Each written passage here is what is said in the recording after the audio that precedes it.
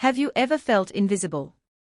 Have you ever walked into a room and felt the weight of judgment, the silent assessment that you are somehow less than, that you simply do not belong? We all build walls around our lives, curating our spaces and our guest lists, but what happens when the person we try to exclude is the very one who holds the key to everything we are missing? This is a story about the labels we use to dismiss people, and the extraordinary gifts that hide in the most unexpected of places. It is the story of Alara, a woman whose hands were chapped from cleaning the floors of others, but whose heart held a legacy rich beyond measure. Her life was a quiet symphony of duty and love, lived out in a small, third-floor walk-up that always smelled faintly of lemon polish, and, on special days, of cinnamon and vanilla. Today was one of those special days. It was her grandson Leo's 5th birthday, and on her small, meticulously clean kitchen counter sat her masterpiece. It was not a towering confection of fondant and airbrushed fantasy, but a simple, golden brown cake, the recipe for which was her most prized possession. It was her mother's recipe, and her grandmother's before that, a chain of love baked into flour and sugar. Each ingredient was a memory. The butter, softened to room temperature, was the warmth of her mother's hands guiding her own as a child. The flour, sifted 3 times for lightness, was the laughter that used to fill a kitchen much like this one, long ago. The vanilla was a secret, a single bean scraped carefully, a whisper from the past. She had spent 2 days on it, not because it was complex, but because it was a ritual. She had scrimped for a week to afford the best Belgian chocolate for the ganache, foregoing her own small comforts, so that her grandson could taste the depth of her love.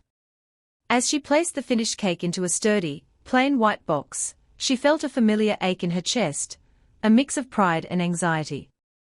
She was proud of her creation, of the love baked into its every crumb. But she was anxious about where it was going. Her son, Liam, had married well, as people say. He had married Chloe, a woman who collected status symbols the way Alara collected memories.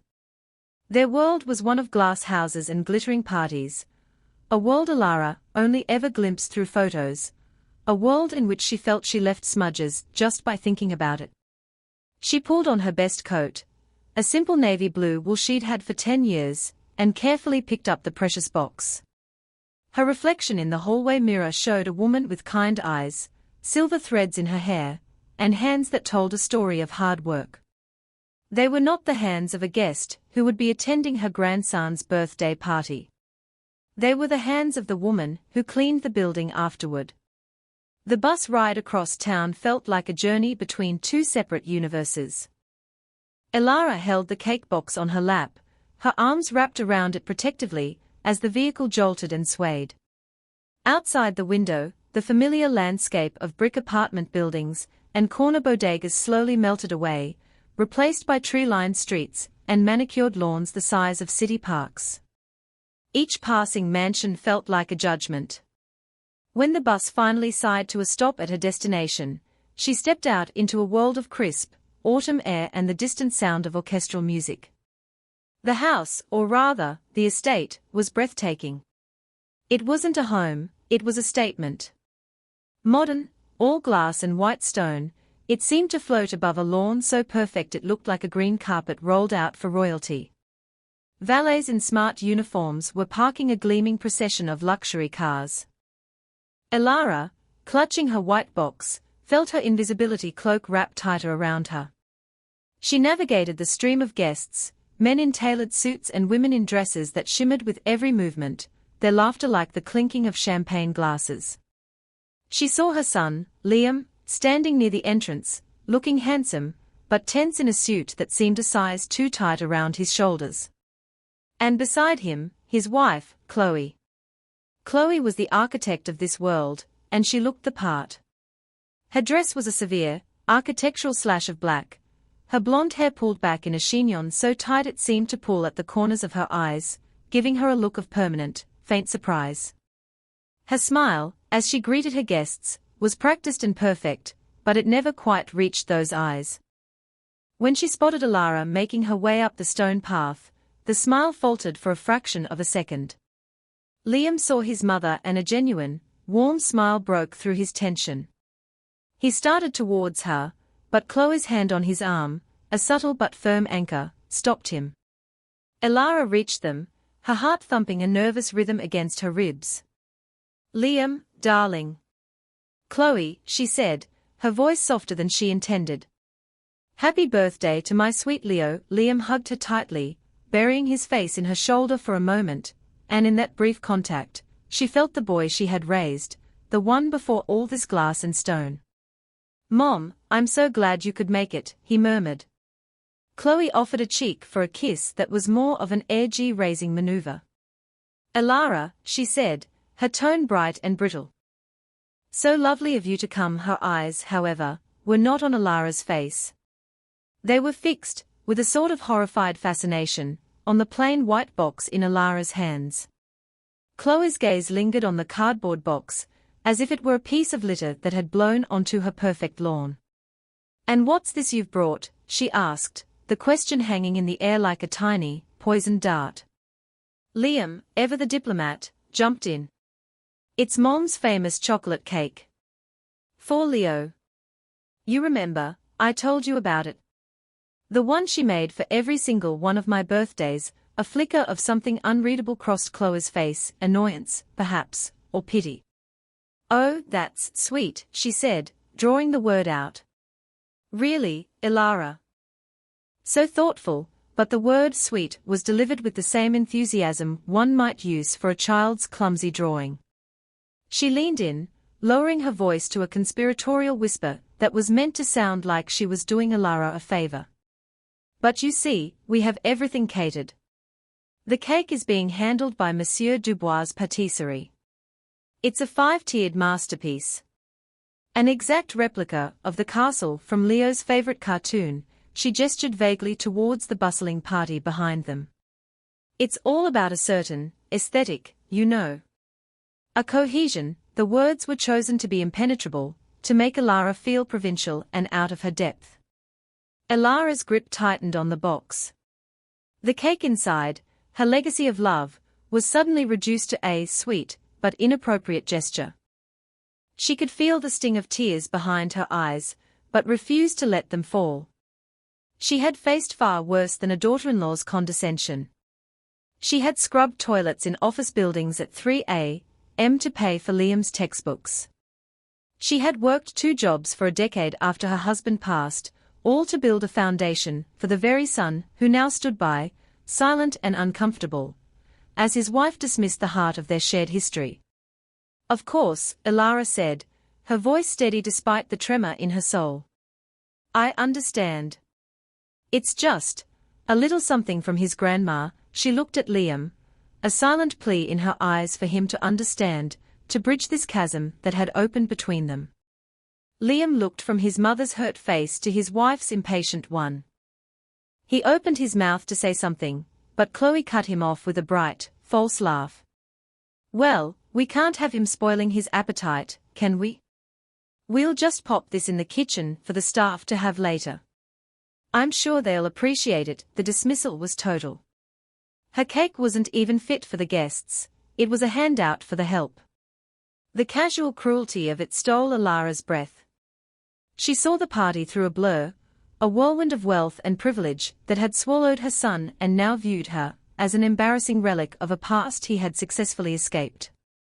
Chloe's carefully constructed smile finally fell away, replaced by a tight, thin-lipped smirk of victory. She had successfully navigated the social faux pas of her mother-in-law's arrival. Now, it was time for the final maneuver, the one that would put Elara firmly in her place, out of sight and out of mind. Leaning in close, her expensive perfume enveloping Elara in a suffocating cloud, she dropped her voice to a low, dismissive murmur. "Look," she said, the single word sharp enough to cut. "I'm glad you came to see Leo. But let's be honest. You look uncomfortable. These aren't your people. This isn't your world. You don't belong here." The words, spoken so calmly, so matter-of-factly, landed like a physical blow. Elara felt the air leave her lungs. It was the distillation of every sidelong glance, every condescending remark, every fear she'd had about this day. It was her deepest insecurity, voiced by the woman who now held her son's heart. Before Alara could even process the cruelty, Chloe pointed.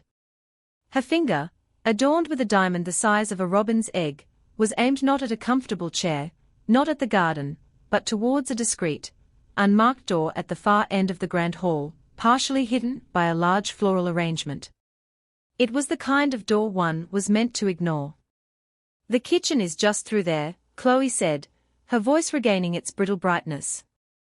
"The staff entrance. Just give the box to one of the chefs and you can find a quiet corner somewhere. Or perhaps it's best if you just say a quick hello to Leo and slip out. Less fuss all around." The implication was brutally clear. She wasn't a guest. She wasn't family. She was a delivery person.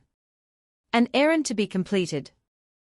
"Go through the back door, where you belong." Alara looked at her son.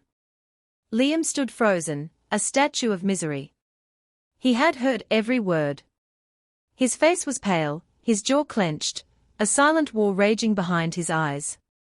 He looked at his mother, then at his wife, then at the floor, defeated. His silence was the deepest cut of all. It was an affirmation of Chloe's judgment.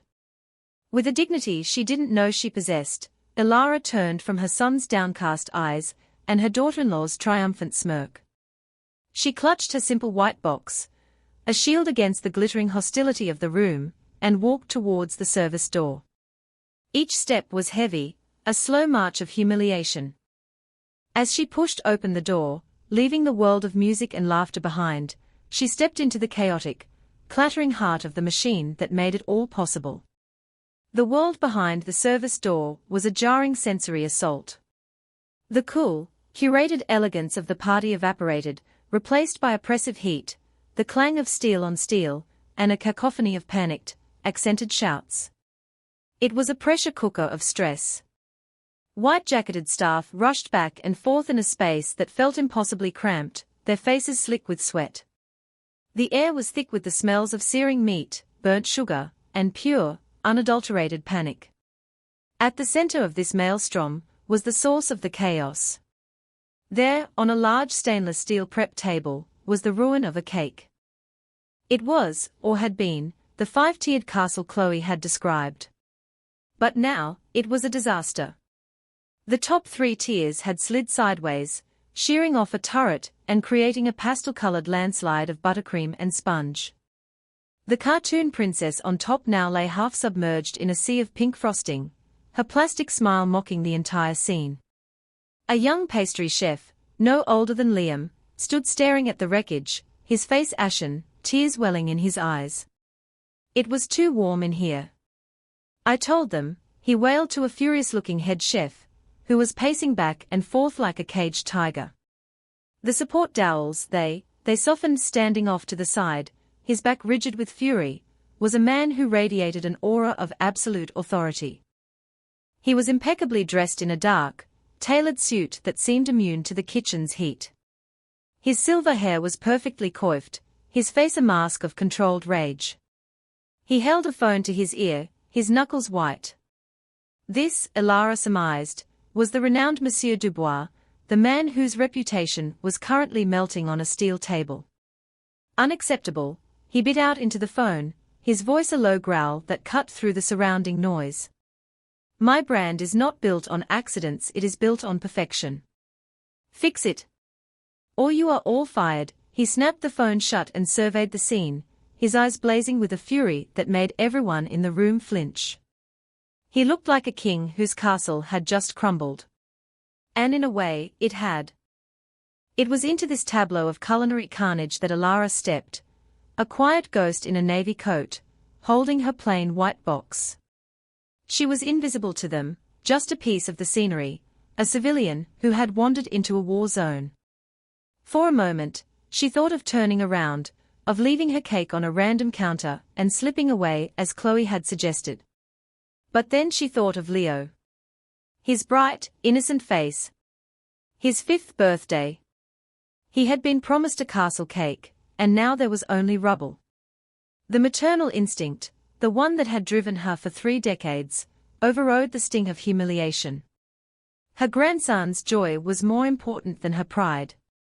She watched the unfolding drama, the finger-pointing, the frantic, useless dabbing at the collapsed cake with paper towels. She saw Monsieur Dubois' face, the deep lines of stress etching themselves around his mouth. He wasn't just angry, he was desperate. His perfect reputation was on the line. Quietly, Ilara set her box down on a small, clear corner of a counter. She took a deep breath and approached the head chef, the one who was currently berating the young pastry assistant. "Excuse me," she said, her voice barely a whisper. The chef spun around, his face red with anger. "What? Who are you? Can't you see we have a catastrophe here? Get out." Just then, Chloe burst through the door from the party, her face a thundercloud. "There you are. What in the world are you doing back here? I told you to drop that thing off and leave." Her eyes fell on the ruined castle cake, and her mouth formed a perfect, horrified O. "Oh, no. No, no, no. Dubois will kill me." Her panic was not for the party or for her son, but for her own social standing. Ilara ignored her. She looked directly at the head chef, her gaze calm and steady. "I have a cake," she said simply. The chef stared at her, then at the plain white box, and let out a short, hysterical laugh. "A cake? Look around. This is a signature event for Monsieur Dubois. We can't just serve some homemade thing from a box. Are you insane?" He dismissed her with a wave of his hand, turning his attention back to the disaster. Chloe grabbed Ilara's arm, her fingers digging in. "This is beyond embarrassing. You need to leave now." But Ilara stood her ground. She thought of the generations of women whose love was infused in the dessert she had made. It wasn't a homemade thing, it was a legacy. She would not let it be dismissed by a panicked chef and a social climbing daughter-in-law. She would not let her grandson's birthday be defined by this shrill, expensive failure. She had to try. It was Monsieur Dubois who broke the standoff. Having absorbed the full scope of the disaster, he turned from the wreckage, his face a grim mask. His eyes, sweeping the room for any possible solution, any port in this storm, landed on the quiet, dignified woman in the navy coat, who was refusing to be dismissed. He saw the frantic head chef, the hysterical daughter-in-law, and then he saw Ilara. He noted her calm demeanor, the resolute set of her jaw. And he noted the plain white box she protected. In a world of chaos, she was a small island of stillness. "What is going on here?" he demanded, his voice cutting through the tension like a knife. The head chef immediately straightened up. "Monsieur, this woman, she wandered in, she has some cake. I was telling her we cannot possibly." Chloe rushed to his side. "Mr. Dubois, I am so sorry. This is my husband's mother. She gets confused. Please, don't worry, I'm handling it." The lie was blatant, a desperate attempt to erase Ilara's presence. But Dubois wasn't looking at Chloe. His gaze was fixed on Ilara.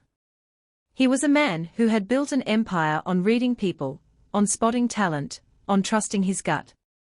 His staff was in shambles, his multi-thousand-dollar creation was ruined, and his client was panicking. He was out of options. Desperation, he knew, was sometimes the mother of discovery. "Wait," he said, holding up a hand. The kitchen fell silent. He walked over to Ilara, his expensive leather shoes silent on the greasy floor. He looked from her tired, kind eyes down to the simple box. "You have a cake?" he asked, his tone devoid of the chef's earlier scorn. It was a simple, direct question. Ilara nodded. "Yes. For my grandson. It's his birthday, let me see it," he commanded. The head chef sputtered. "Monsieur, with all due respect, it's unprofessional. We have no idea about the ingredients, the hygiene." Chloe added, It's just a little thing she bakes at home. It's not appropriate. But Dubois silenced them with a single, sharp glare. Our professional cake is currently a pile of rubble. Our appropriate centerpiece is ruined. I have 200 guests waiting for a dessert that does not exist. At this point, I am willing to consider an alternative. He looked back at Ilara. Open the box. With trembling hands, Ilara lifted the lid. There, nestled in the plain cardboard, sat her cake. It was not grand or ostentatious. It was simple, elegant, and perfect. The chocolate ganache was a glossy, dark mirror, and on top, she had arranged a delicate spray of candied violets she had grown herself in a pot on her windowsill. It was a cake that spoke not of spectacle, but of care. The kitchen staff stared. In its own humble way, it was more beautiful than the collapsed castle. A long silence fell over the kitchen. Dubois leaned in, not to taste, but to smell. He closed his eyes and inhaled deeply. A flicker of something, surprise, intrigue, respect, crossed his face. Bring it out, he said, his voice firm. We are serving this. A ripple of shock went through the kitchen. The head chef looked aghast. Monsieur. Chloe's face was a mask of pure horror. You can't be serious. It's from a box. People will know. But Monsieur Dubois was a man who had made his decision. He had seen the failure of spectacle. Now, he was gambling on substance. They will know it is delicious, he retorted, his eyes flashing. That is all that matters. Prepare a platter. Now a nervous energy filled the kitchen as the staff, under Dubois' unwavering gaze, transferred Ilara's cake to a simple silver platter. It looked small and unassuming after the promise of a 5-tiered castle. As a young waiter carried it through the swinging doors, Chloe looked as if she were about to faint. Ilara remained by the door, her heart hammering against her ribs, watching the scene unfold in the grand hall. The cake was placed on the dessert table. Her son, Liam, saw it and his eyes widened in recognition. Then he looked toward the kitchen door, and saw his mother watching. His expression was a complex mix of wonder and deep, profound shame. The announcement was made that while there had been a slight technical issue with the planned dessert, a special cake had been prepared. Then came the moment Ilara had been waiting for. Her grandson, Leo, was led to the table. His face, which had been drooping with disappointment, suddenly lit up like the morning sun. Grandma's cake, he squealed with pure, unadulterated joy. It's Grandma's chocolate cake. He didn't see a simple cake, he saw love. That, Ilara thought, was enough. But then, they served it. Slices of the dark, rich cake were passed among the guests. A hush fell over the room as people took their first bite. It was a silence that was different from before. It wasn't polite or restrained. It was a silence of pure, stunned pleasure. A low murmur started, growing into a wave of audible delight. My goodness, what is this?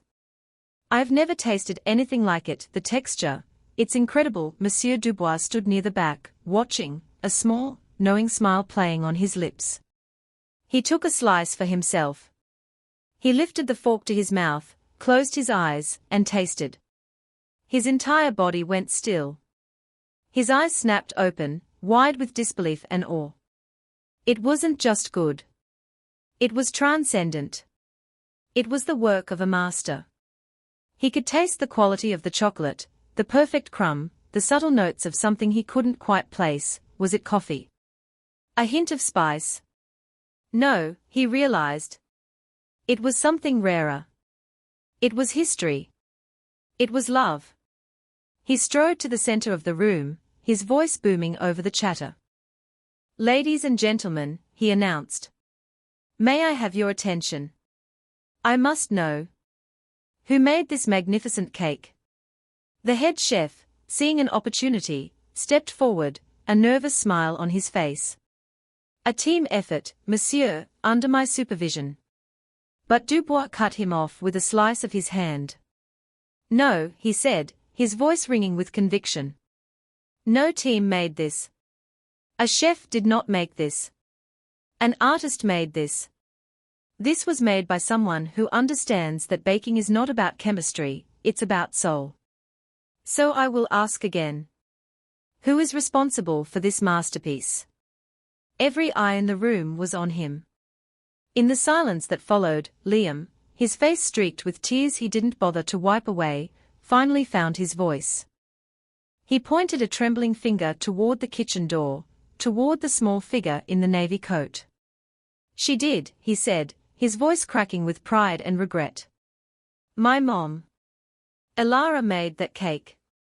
A collective gasp swept through the room, as 200 pairs of eyes turned towards the unassuming woman standing in the doorway of the service entrance. Elara felt the heat of their gaze, a sudden, overwhelming spotlight.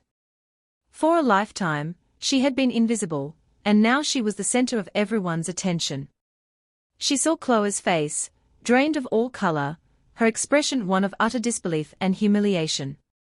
She saw her son, Liam, looking at her with an intensity of love and respect she hadn't seen since he was a boy. And she saw Monsieur Dubois, who was now walking directly towards her, his expression one of profound reverence. He didn't stop a respectful distance away. He came right up to her, took her hand, her chapped, work-worn hand, and bowed his head slightly, as one artist to another. Madam, he said, his voice now gentle, filled with an emotion that stunned the onlookers. I have been in this business for 40 years. I have eaten pastries in Paris, Vienna, and Tokyo. I have awarded Michelin stars, and I have built an empire on taste. And I can tell you, without any exaggeration, that this is one of the finest cakes I have ever had the pleasure of eating. He looked at her, his eyes searching her face. The balance is perfect. The ganache is not too sweet. The crumb is moist but light. You bloom your cocoa powder, don't you? And there is a hint of coffee to deepen the chocolate. But there is something else, a secret. Elara, finding her voice, replied softly, there is no secret, sir. It is just my mother's recipe. The only secret is to care about it. Dubois smiled, a genuine, brilliant smile. No, madam. That is the greatest secret of all. He turned to face the silent, watching crowd. I came here tonight to oversee a $5,000 cake that collapsed under the weight of its own ambition. And instead, I have found a priceless treasure in a cardboard box. He turned back to Elara. I will not insult you by asking for the recipe. I will, however, make you an offer. I don't want you to work for me.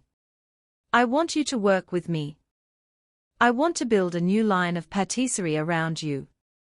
Elara's legacy, we will open a flagship store. Your cakes, your recipes, your story. You will not be a baker in my kitchens. You will be the heart of them. The room was utterly silent. Then, Liam stepped forward, moving to stand beside his mother, placing a protective arm around her. He looked at Chloe, his eyes hard. She was just leaving, Liam said, his voice cold. My wife told her that she didn't belong here. He then looked at his mother, his apology a raw, open wound. Mom, I am so sorry. I am so deeply sorry. You belong here more than any of us. The public declaration, the complete reversal of power and status, hung in the air. Elara, the cleaner, the woman in the old coat, was being offered an empire, while Chloe, the queen of this glass castle, had been rendered a mere spectator to the celebration of a worth she had been incapable of seeing. Elara stood between her son's loving, apologetic embrace and the world-renowned chef's life-altering offer. It was a dizzying, surreal moment. Everything she was, and everything she had been told she wasn't, collided in that grand, silent room. She looked at Chloe, who stood frozen, her face a mixture of rage and shame. For a fleeting second, Elara felt a spark of triumph, a desire to see her daughter-in-law humbled. But it vanished as quickly as it came. Revenge was a bitter ingredient, one she had never used in her baking or her life. Her victory was not in Chloe's defeat, but in her own validation. She turned her attention to Monsieur Dubois. She saw the genuine passion in his eyes, the respect he offered her not as a curiosity, but as an equal. He saw her. After a lifetime of being overlooked, that was the most intoxicating reward of all. Monsieur Dubois, she began, her voice gaining strength and clarity. You are very kind. This is more than I could ever imagine. She took a deep breath, the scent of her own chocolate cake still hanging in the air, a testament to her quiet power. For 30 years, I have cleaned buildings. I have raised my son.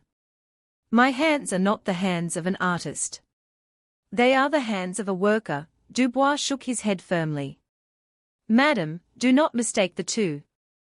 The greatest artists are the most dedicated workers. You have honed your craft through love and repetition.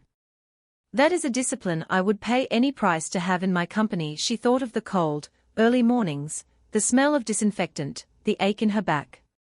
And she thought of the quiet joy of her kitchen, the solace of creation, the love she poured into her baking. For the first time, she saw that they were not separate parts of her life. They were two sides of the same coin, the dedication, the care, the quiet pride in a job well done, whether it was leaving a floor spotless, or a cake perfect.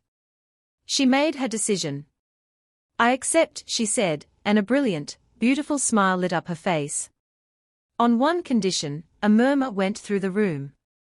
My grandson, Leo, she said, her eyes finding him in the crowd, gets a free cake on his birthday for the rest of his life. Dubois laughed, a rich, booming sound that filled the hall.